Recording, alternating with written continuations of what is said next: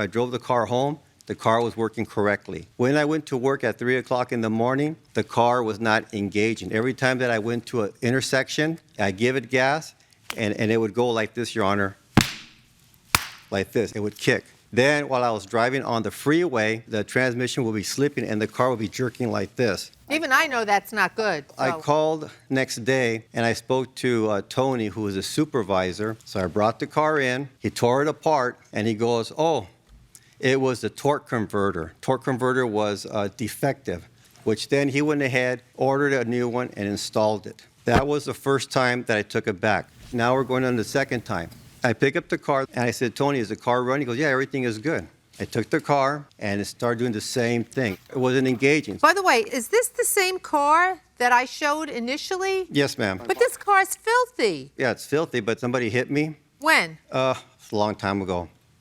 It was before this. Well, the only reason I'm even pointing that out is because I'm looking at this case as you're a guy who's got like this green puff of a car that you're babying, and then I see this picture and I say, my goodness, this really caused you $1,100 of emotional distress. I mean, I can't buy into that. And your friend rents you his car for $350? I was paying $300 a week. We based it on the going rate of other car rentals. Why would you do that then? Why wouldn't you just go for a car rental and have all the insurance? I just don't buy that your friend charges you $350, I find. No, the $300, Your Honor. The car rental was $300 a week for 4 weeks. Okay, thank you, Judge Corriero. Mr. Hammett, you said that you didn't think it was a good idea for him to get a high-performance transmission. Isn't that correct? Correct. Why?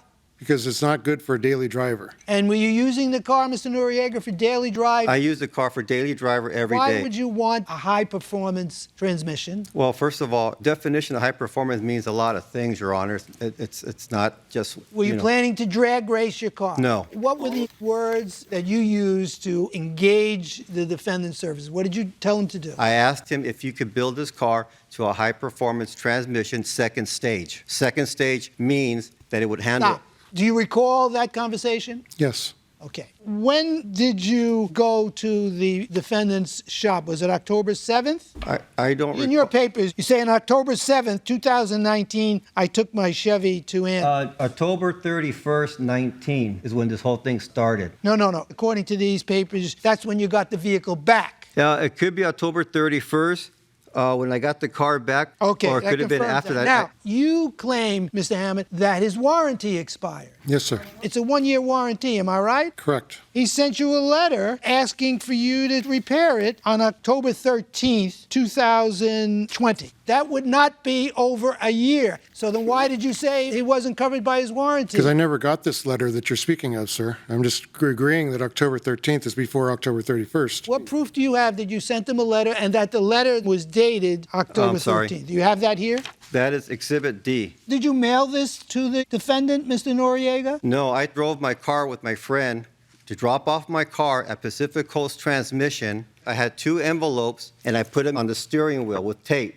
One was for Tony, the supervisor, and one was for Andy. Did you get that letter? I don't recall getting that letter, no. All right, I have nothing for you. Mr. Noriega, between October 2019 and October 2020, according to your papers, you took the car in 3 times to be repaired, 4 times. Correct? 4 times, Your Honor. When was the 4th time? Let me... No, I just want to know when you brought the car in for the 4th time. You have to let me explain, because I can't just say that. I have to let you... It's a problem for you that you can't answer my question. No, ma'am. Yes, sir. There's no reference in your complaint to the 4th time. What your complaint says is that you tried to drive it, but you were nervous that my vehicle could stop, so you didn't want to drive it. So when was the 4th time that the car was unsuccessfully serviced by the defendant? I'm going to give you just an estimate. I can't pinpoint, but I'll give you an estimate. An estimate is fine. An approximate date is fine. While you're looking, Mr. Hammett, was there an occasion between June 2020 and October 2020 where the plaintiff brought you the car for additional servicing? Yes, there was, ma'am. And what was that date? The last time that we saw the car was 8/21 of 20. Did you see the car again after August 2020? No, ma'am. It was October 13, 2020. Well, he's disputing that.